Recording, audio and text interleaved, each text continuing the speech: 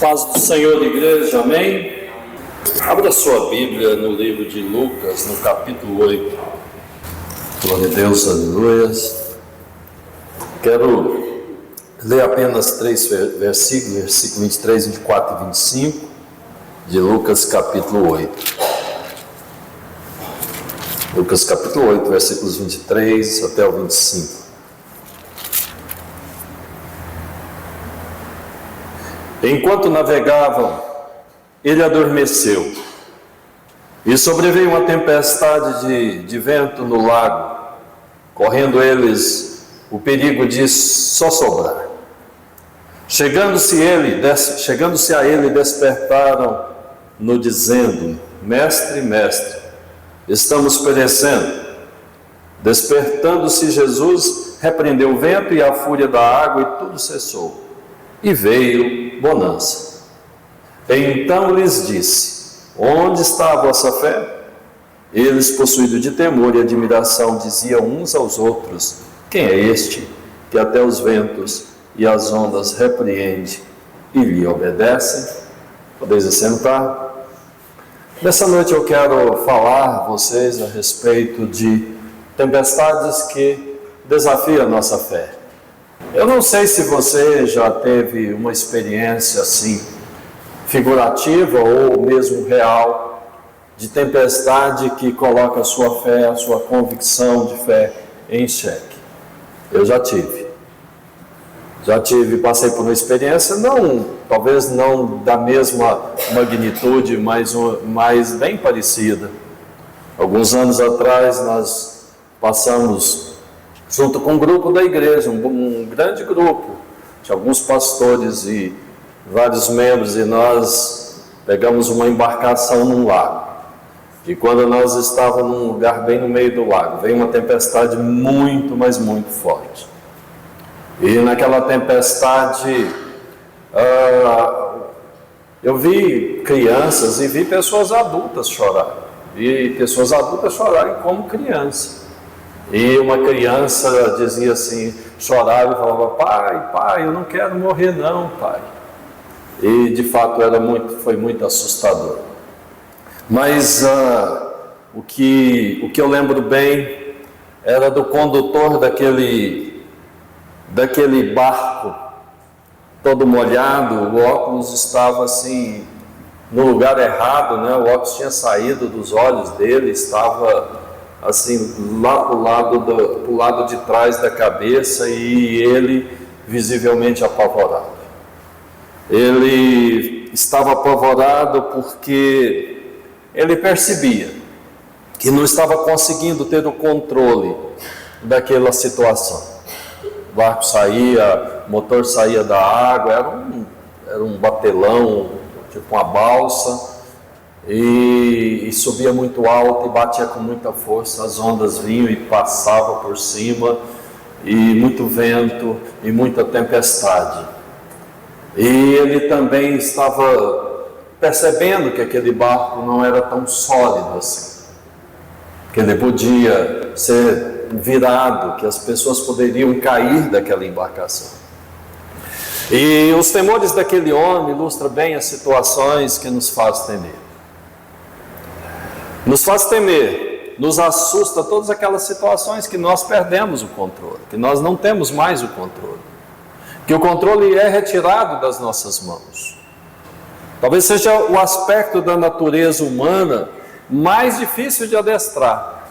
É nós aprendermos a passar por momentos, a conviver com situações em que nós não temos o controle da situação. De fato, é muito apavorante, porque nós gostamos de ter as coisas sob controle. Nós carregamos a chave da nossa casa, nós abrimos a porta, entramos e fechamos, porque não queremos que um indesejado entre ali a seu bel prazer. Isso é controle. Nós estabelecemos os limites da nossa casa, colocamos muro, cerca, alarme, porque nós queremos ter controle. Nós queremos deitar e não ficar preocupado. Será que alguém vai invadir a minha casa? Será que alguém vai me pegar aqui enquanto eu durmo? Mas muitas vezes nos será tirado esse controle, nos será tirado dessa situação confortável, para que de fato nós entendamos como é o nosso coração em relação à dimensão da fé. Porque a fé, os caminhos da fé, muitas vezes vai nos tirar o controle das nossas mãos. Nos tira as ferramentas que a gente acha tão úteis, essas ferramentas que nós achamos tão úteis no dia a dia. Nós não estaremos vivendo em fé enquanto nós não decidirmos entregar o controle de tudo que diz respeito à nossa vida na mão de Deus. Enquanto nós exigirmos, enquanto nós não abrirmos mão do controle de tudo, nós não vamos aprender a caminhar pela fé, ou caminhar em fé. Porque caminhar em fé é decidir entregar o controle a Deus. O Senhor é que sabe o caminho. Acho interessante uma palavra do Senhor a Israel, e o Senhor diz assim para Israel: quando caminhares, vocês vão ouvir uma voz atrás de si dizendo: esse é o caminho, andai por ele. Eu não me arrisco a andar sem conhecer bem o caminho. E você? Antigamente nós usávamos aquele guia 4 rodas, né? E viajava pelo Brasil, por lugares que eu não conhecia, e ia olhando o roteiro. E é interessante que se você distraísse, se você não entendesse bem o mapa, você de repente andava quilômetros e quilômetros fora da rota. E tinha que voltar, retomar o caminho, voltar de onde você tinha saído. E você perdia muito tempo às vezes. Hoje o GPS nos dá esse tipo de orientação. Mas o Senhor está dizendo para Israel que ele era o GPS. Então Deus estava dizendo: olha, eu não vou dizer para vocês para onde é que vocês vão antecipadamente. Nós gostamos de conhecer o itinerário, não é verdade? Gostamos de saber de onde estamos saindo, por onde vamos passar e aonde vamos chegar. Mas o Senhor estava dizendo: olha, vocês vão ter que confiar, porque vocês vão andando, e à medida que vocês vão andando, eu vou dizendo: o caminho é esse, o caminho é aquele, vira à direita, vira à esquerda. Isso é controle nas mãos de Deus. E muitas vezes no caminhar da fé nós não vamos poder planejar muita coisa. Nós vamos ter que confiar que Deus vai prover. Amém? Deus irá prover. No deserto, o povo não tinha roupas para 40 anos de caminhada. E eles não tinham certamente alimentos para nem uma semana. Por isso mesmo o Senhor vai provendo todos os dias caiu o maná. E é interessante que o maná de um dia não servia para o outro. Cada dia eles tinham que colher o maná. E alguns tentaram ver se dava certo e guardou o maná, e eles só descobriram que o maná não servia para ser consumido, porque ele perecia na noite. No outro dia tinham que depender da provisão de Deus. Isso é caminhar em fé. Em segundo lugar, nos assusta a percepção da nossa fragilidade diante da ameaça. É quase inevitável nós compararmos o tamanho, ou entendermos o tamanho do problema, ou definir o tamanho do problema que nós estamos enfrentando pela nossa própria força, pela nossa própria estrutura, pela nossa própria condição. Aqueles 10 espias que Moisés enviou para visitar a terra de Canaã, 8 deles voltaram dizendo assim: olha, a terra de fato é muito boa. A terra é aquilo que Deus prometeu. E eles trouxeram alguns cachos de uvas carregados por 2 homens. Tamanha era a magnitude daqueles frutos. Mas eles disseram: nós não podemos conquistar a terra, porque esta terra, ela devora os moradores. Lá existem gigantes, homens de alta estatura, e nós éramos aos nossos olhos e aos olhos deles como gafanhotos. Então aquele povo já estava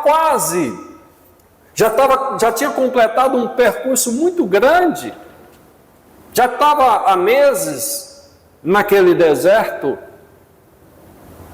E eles então poderiam alcançar a promessa, poderiam entrar em Canaã, mas por conta desse episódio, por conta dessa situação de incredulidade, eles vão ter que caminhar por muitos anos mais. Porque Deus não se agradou do coração desse povo. Deus não se agradou de que o mesmo Deus que os tirou com braço forte, com mão estendida do Egito, da mão de Faraó, do poderio do império egípcio, que os fez passar a pés enxuto pelo meio de um mar, e que havia sustentado eles até aquele momento, com comida e com água que saía da rocha, comida que caía do céu, esse povo viesse a olhar para si mesmo, para a sua estrutura, para o seu tamanho e para o tamanho dos seus adversários, e não olhar para Deus. Então, são situações que desafiam a nossa fé. Quando nós olhamos para a adversidade e ficamos assustados com o tamanho do problema.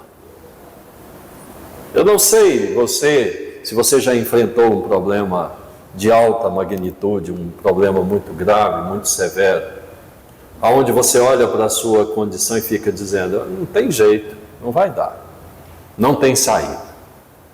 Quando nós começamos a fazer esse tipo de consideração, significa que nós estamos olhando para os nossos recursos, para os nossos meios. E isso desagrada a Deus de uma maneira tão grande. Desagradou a Deus e fez com que eles pudessem continuar, eles ficassem 40 anos.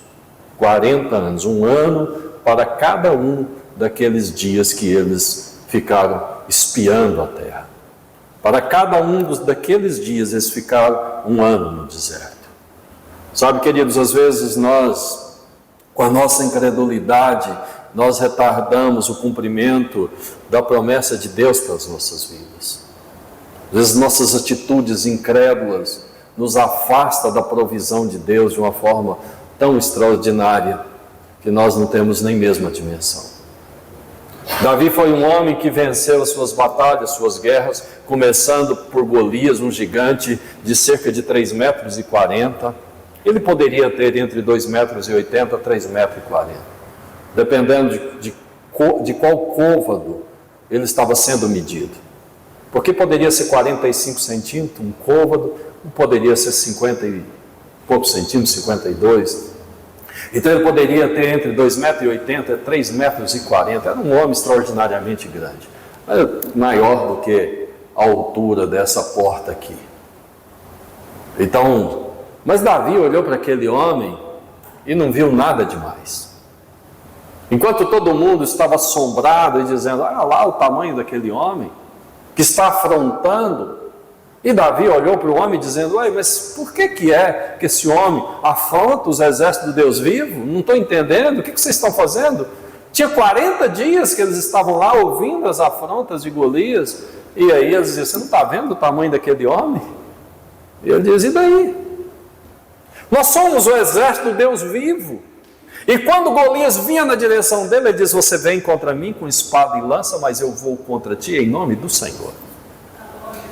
Muita gente diz assim que Davi era tão perito com aquelas pedras, que ele atirava pedra, e de fato ele atirava, a funda era uma arma.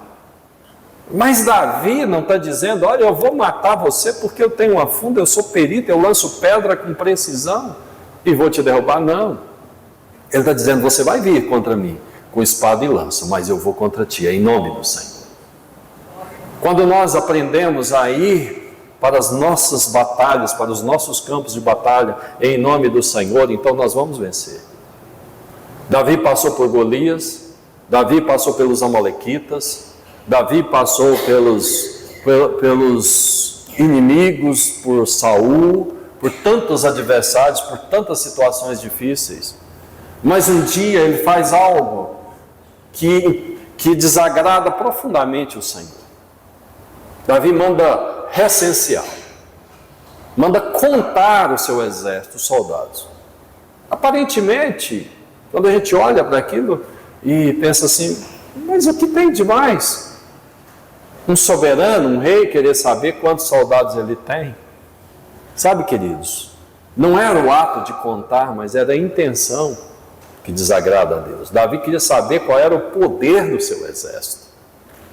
Então era como se Davi estivesse querendo entender qual é a força que ele tinha para ir às batalhas, às guerras. Porque não importa se seja com 1.000, com 10.000 ou com 50.000, porque não será na força da carne, não será na força do homem.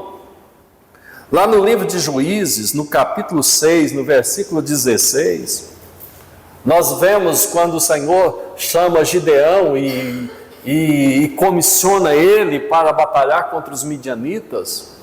Os midianitas que vinham como enxame de milhares e milhares, incontáveis, e invadia a terra de Israel e levava toda a provisão, toda a colheita.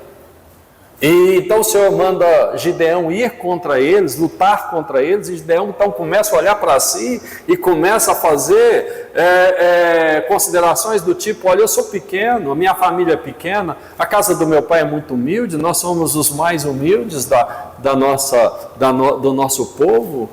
E o Senhor diz: não, você é um homem, você é um homem valente, você é um homem corajoso, e é só disso só isso que é necessário. Mas aí no versículo 16 o Senhor diz: já que eu estarei contigo, você lutará e vencerá os midianitas como se fosse um só homem. Sabe, queridos, não é a nós que o Senhor faz a gente crescer e ganhar a dimensão do céu ou das nuvens, não. É o inimigo que o Senhor encolhe diante de nós. Quando o Senhor quer fazer com que nós tenhamos vitória, Ele faz com que o inimigo se torne pequeno diante das nossas mãos. Porque nós continuaremos usando aquilo que nós temos. Davi usava uma funda, então é com uma funda mesmo que ele vai lutar contra Golias.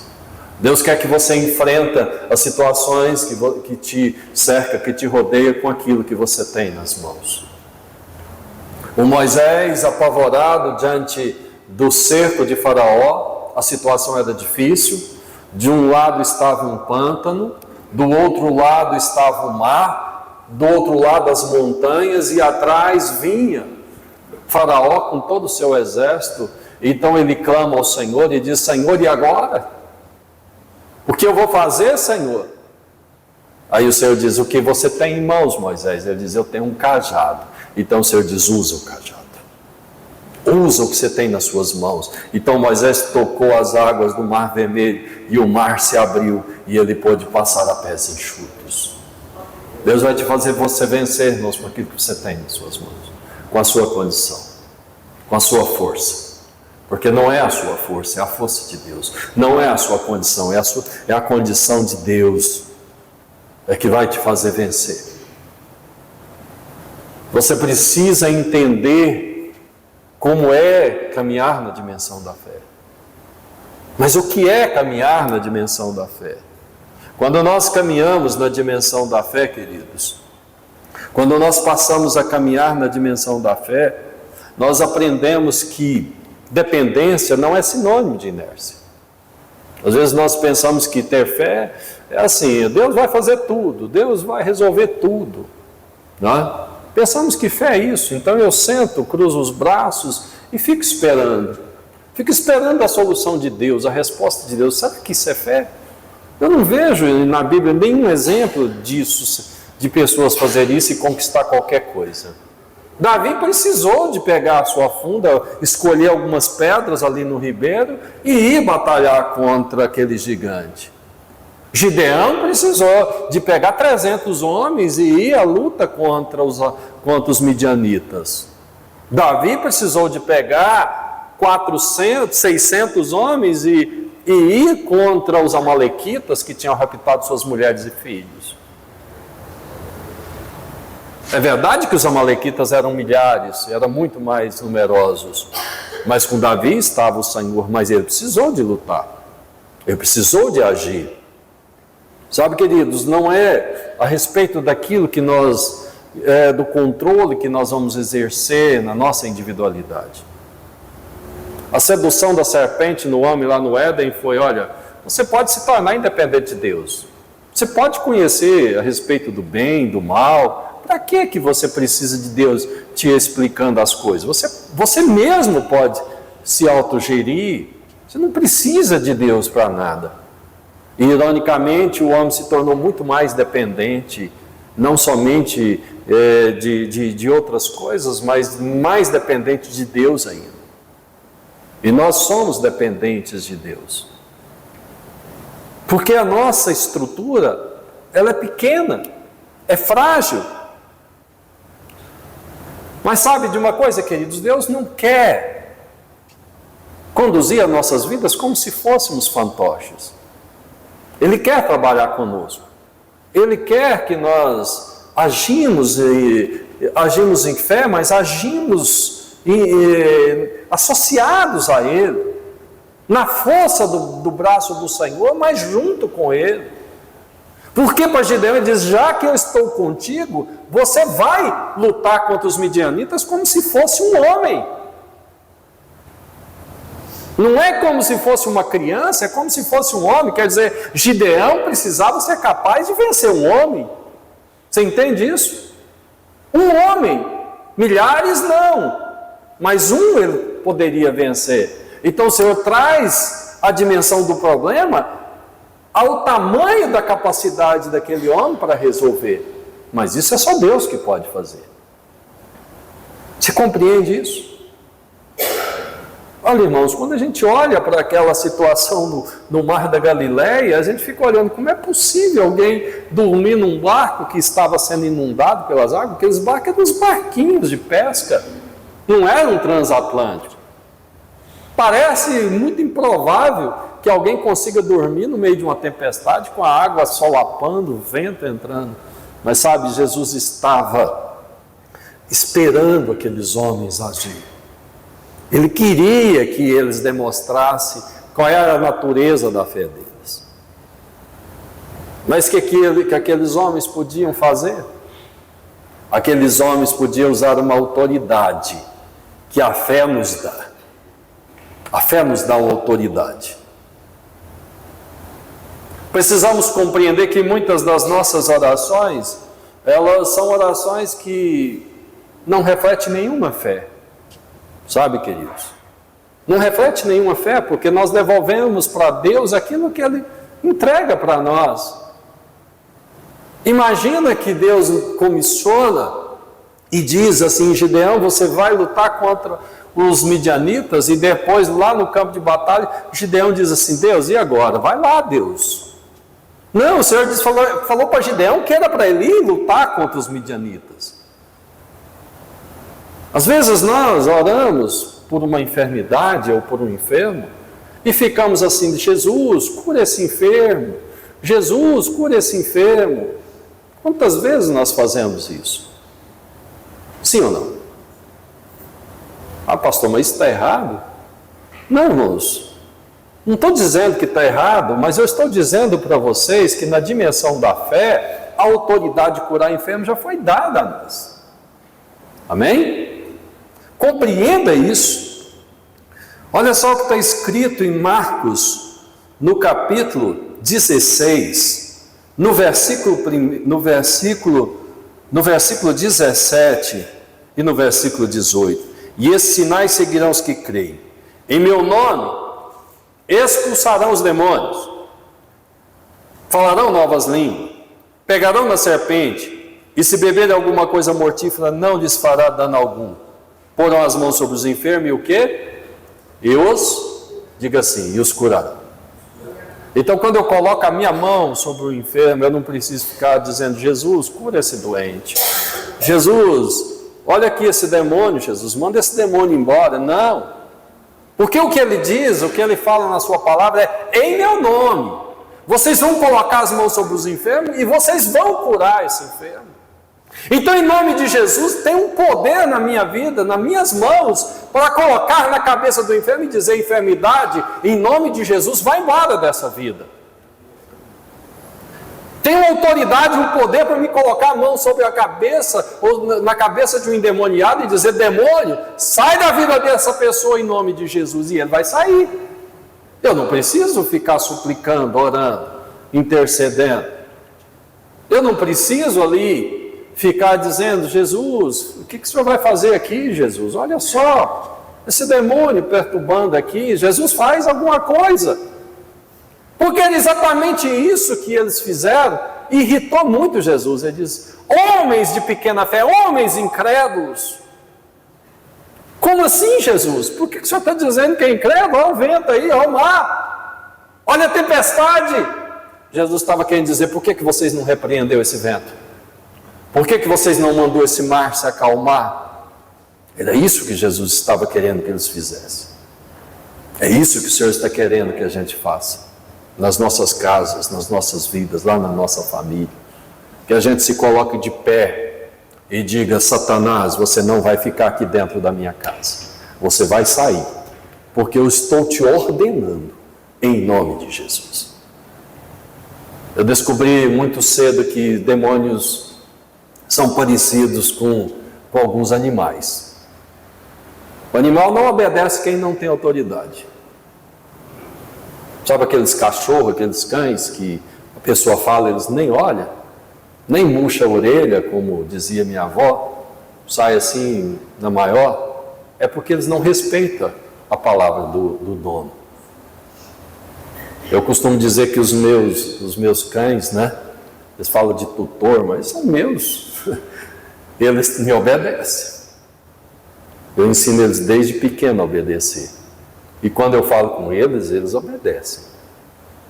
Porque, sabe por quê, queridos? Porque eles entendem a voz da autoridade. Eles compreendem quem tem autoridade e quem não tem. Então, Satanás, os demônios também não vão atender quem não tem autoridade. Em certa ocasião, eu estava em casa, há muitos anos atrás, a nossa igreja ainda era no salão do lado. E o irmão que nos ajudava aqui na igreja, era um obreiro, um presbítero, ele me ligou: pastor, vem aqui. E porque tem um demônio aqui que não sai de jeito nenhum, ele já me humilhou, já me falou um monte de desaforo, disse que eu sou muito fraquinho, de que ele não vai embora não. Eu cheguei ali, aí tinha uma mulher que eles tinham trazido para orar por ela, ele e a esposa dele, e aí a mulher entrava no banheiro e não queria sair, e depois com muito custo eles conseguiram fazer ela sair desse banheiro, e ela sentava no banco, e de repente ela ia para debaixo do banco. Aí eu cheguei e fiquei olhando aquela situação, e assim que ela foi saindo, escorregando para debaixo do banco, eu falei: senta nesse banco, senta aí, você não vai sair desse lugar. Ela voltou, sentou, ficou quietinho, e eu coloquei a mão sobre a cabeça dela e disse: demônio, você vai embora, e vai sair dessa vida em nome de Jesus. E ela foi. Eu fico olhando assim e fiquei triste por conta da decepção que ele estava. Ele era um homem de Deus, um homem de oração, não estava em pecado, né? Vivia no monte orando, jejuando, consagrando, mas ele não tinha entendido a autoridade que ele tinha, não tinha compreendido a dignidade que é ser filho do Senhor, do Rei, essa autoridade que essa palavra está dizendo. Nós precisamos de usar essa autoridade, precisamos de usar ela com a convicção de quem nós somos em Cristo Jesus. Certa noite nós estávamos aqui na igreja, eu estava pregando e de repente entrou um rapaz por ali. Ele estava da cintura para baixo, ele não tinha roupa, da cintura para cima tinha só uns frangalhos.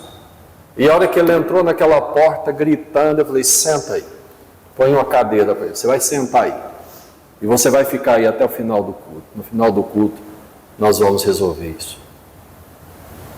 Porque o diabo, ele é sagaz. Ele chega na metade do culto e ele quer chamar a atenção para si. Você não vai chamar atenção nenhuma, você vai ficar quieto aí, você vai sentar nessa cadeira. E ele sentou lá. E ficava assim: você está amarrado aí, você não vai sair desse lugar. E ele ficava resmungando, ia se retorcendo, mas ele ficou lá, até o final do culto. Quando terminou o culto, eu agora atrás, trouxe ele, nós oramos, expulsamos aquele demônio daquele rapaz. Rapaz que se chamava Joel. Congregou aqui nessa igreja, depois foi liberto daqueles demônios. Os irmãos deram um banho de mangueira ali, arrumaram umas roupas para ele, e ele saiu daquilo limpinho, vestido e calçado para a casa dele. E ele congregou aqui nessa igreja há muito tempo, se tornou parte da juventude dessa igreja. O Senhor libertou ele naquela noite. Era uma casta de demônio, era uma multidão de demônios na vida daquele rapaz. Mas sabe de uma coisa, queridas? Não sou eu. Não é o homem, mas é o Senhor. A autoridade está nele, o nome dele é poderoso. Mas você precisa crer nisso. Você precisa confiar no Senhor. Você precisa se apoderar, porque a fé, é preciso nós entendermos o que é fé e o que não é fé. A fé não é uma aposta, olha, eu vou ver se dá certo. Não, a fé é convicção.